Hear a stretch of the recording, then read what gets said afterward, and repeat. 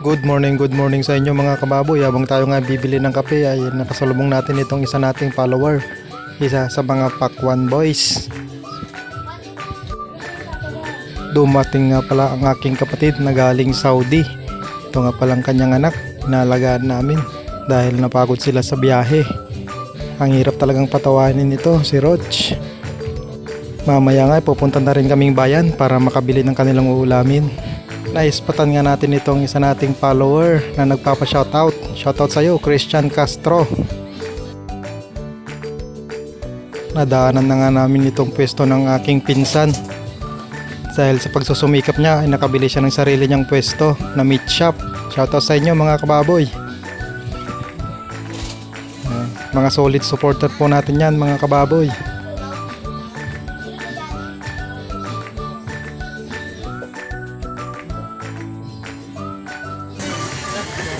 I-video ka, vlog ka, vlog. Vlog! Napakatuwi lang nga nito, si Apret. Sa mga king of comedy ng Look Up. At nabaliw na nga mga kababoy. Pagkatapos kong namili ay umuwi na pala kami.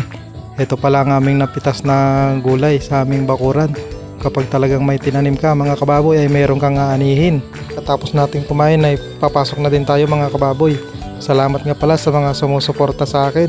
Shoutout sa inyo mga kababoy. Nakakatuwa nga at mayroong naniniwala sa atin mga kababoy. Sa mga nagtatanong po, mayroon din po kaming Tati Aqua Feeds. Mga pagkain po ng bangus, tilapia, hito at mga hipon. Para naman sa ating mga alagang baboy ay mayroon tayong Feed Pro. Ang ating branch po ay located sa Sadsaran Street, Poblacion, Alaminos City, Pangasinan. Kahabaan po ng Alaminos Bani Road, tapat lang po ng Centrum Fuel. Malapit din po ito sa tulay ng Embarcadero. Bukas po ang aming opisina sa mga regular na araw, mula alas 8 hanggang alas 5 ng hapon. Pag uwi ko nga mga kababoy ay may sorpresa ang aking kapatid. Ang hirap palang ulahan itong sorpresa nito.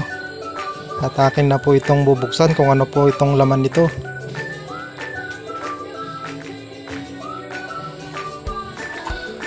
At nakakatuwa po at niregaluhan tayo ng helmet Evo mga kababoy. Napakaganda mga kababoy. Tamang tama sa araw-araw nating pagmumotor. Kailangan natin ng matibay na helmet mga kababoy. Salamat sa iyo kapatid. At ito rin palang niregalo ng aking kuya. Pampalakas daw ng katawan dahil tumataba na daw tayo. At mas naisip ko atang isuot ang helmet para mas safety tayo habang nagbabarbel mga kababoy. Yan, napakaangas mga kababoy. Safe na safe.